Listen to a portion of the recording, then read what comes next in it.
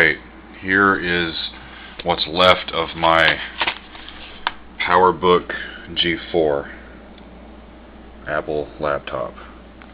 I used to think pretty highly of Apple computers, but after my experience with this and then trying to make any headway with rectifying the situation with the people that work at Apple, I don't really think too fondly of them anymore.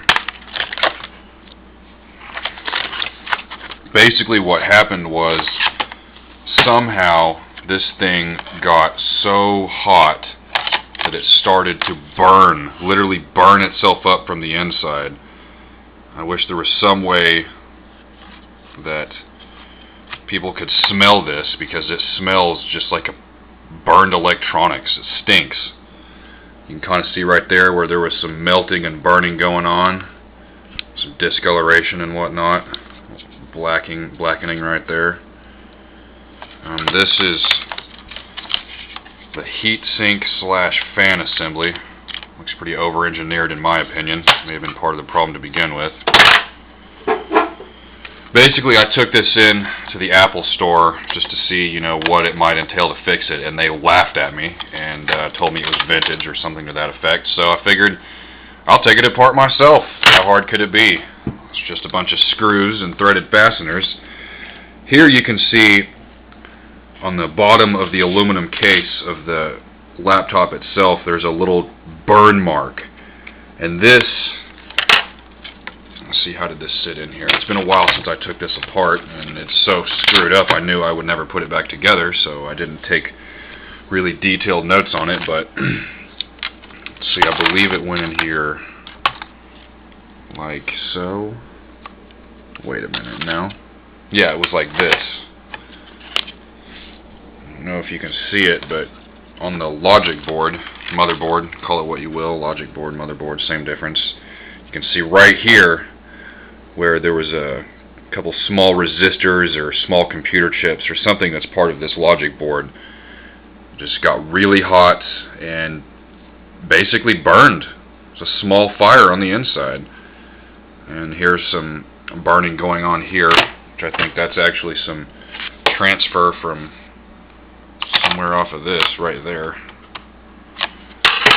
But yeah, so basically this thing burned itself up, and I don't even really know how or why. It was working fine up until the point that it died, and I decided to take it apart to see what was wrong with it, and I figured it would be something more typical of a computer failure, like the RAM or the hard drive or something like that. But no, this thing burned itself up. You can see the burn mark right there. And aluminum's a pretty good heat sink too, so this thing really got hot. And to me, this is just an archetypal example of some bean counter that worked at Macintosh and said, oh, well, we can cheap out here and save a few pennies and probably won't have any problems. But I mean, you can see right here, there it is, and there, and there. There's discoloration and burning and whatnot. And I wish there was some way I could put smell into this video, because this thing stinks.